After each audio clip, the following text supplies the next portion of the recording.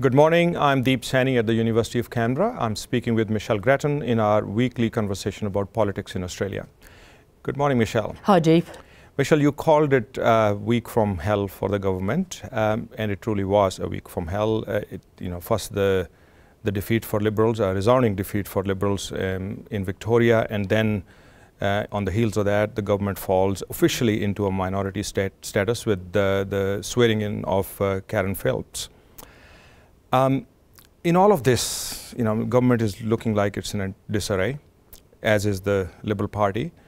But help us understand particularly how destabilizing the Victoria factor is in it. It's a substantial negative coming to the government at this point because, of course, the government was travelling badly anyway. This just reinforces that message, and it also, in Victoria, saw big swings in Liberal heartland areas. So that's saying that the traditional supporters, not just the swinging voters, but the traditional supporters are really critical of what's going on in the party, and everyone agrees that there were federal factors. Of course, it was a state election and we must acknowledge that, and it was fought on state issues, but everyone knows federal factors were quite big in what happened, and that's pretty frightening for Liberals in marginal federal seats. Now, you said Liberal supporters, but it's not just simply supporters, it's inside the party as well.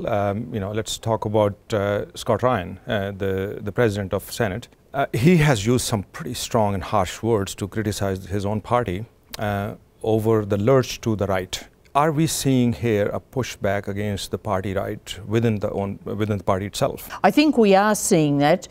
Scott Ryan is not a lefty within the Liberal Party. He's been considered a conservative, and he's saying that things have gone too far, that the right are trying to pigeonhole people as to whether they're true Liberals or not according to their views on social issues or climate change, and that voters don't want that sort of attitude.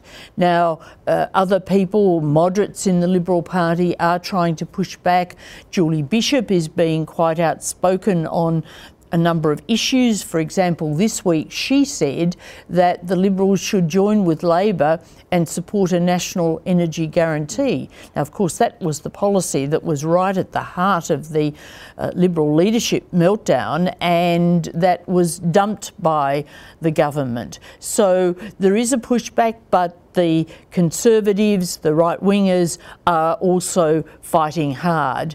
The party really is in turmoil ideologically.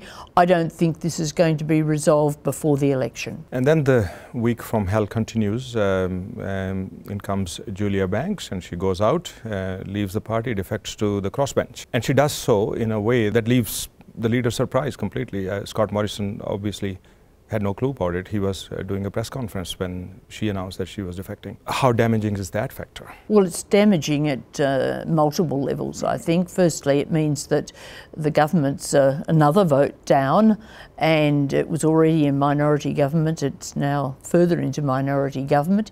It's damaging because, as you say, Scott Morrison was caught on the hop. He's a leader who doesn't know what's going on in his own ranks, even though everybody was aware that Julia Banks was really discontented and unhappy about what happened around the leadership change. And also, here is one of the very few women in the Liberal Party jumping ship.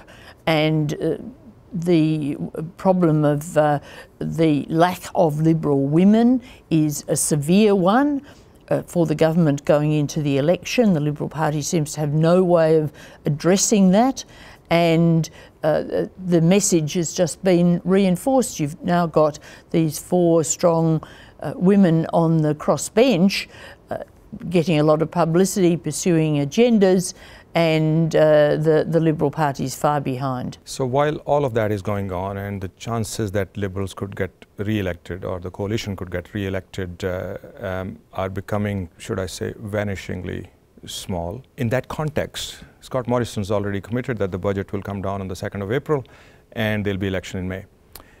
Has he boxed himself to an impossible situation? I think the general consensus is that the government is already in an impossible situation whenever it goes to the polls.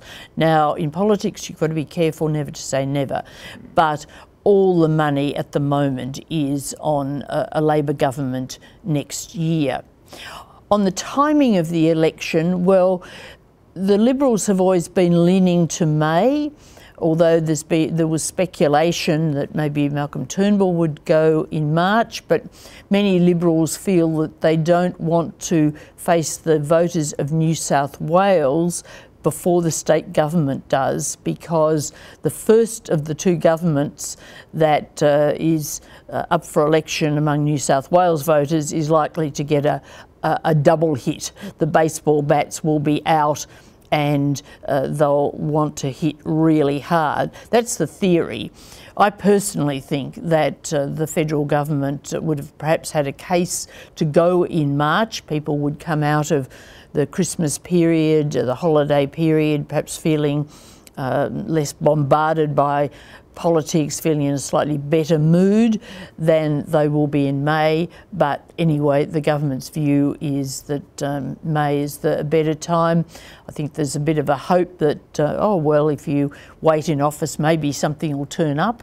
There's a hope that maybe the budget will be in surplus, as we know, and that people will be impressed, that you can load it up with goodies as well.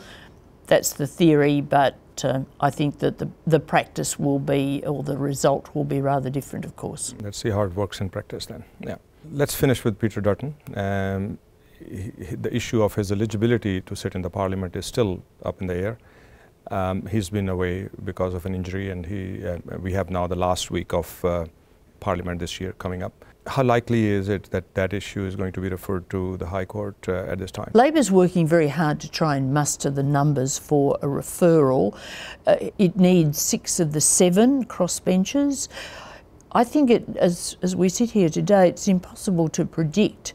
There seems to be an inclination by a number of them for the referral, but also there are hesitations by some of them. For example, Andrew Wilkie said on Thursday that he thought that if there was a referral, there should be a batch of people go.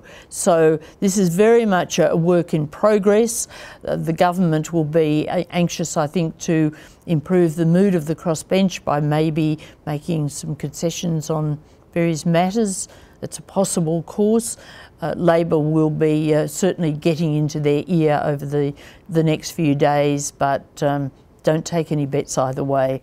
All right. Well, we'll be heading into the home stretch now, and so I think there are a couple of more weeks left for us to talk about this, and let's see how interestingly this year finishes. It'll be an interesting week next week, certainly, the last week of Parliament. Certainly. Thank you, Michelle, and I'll talk to you next week. Thanks, Steve.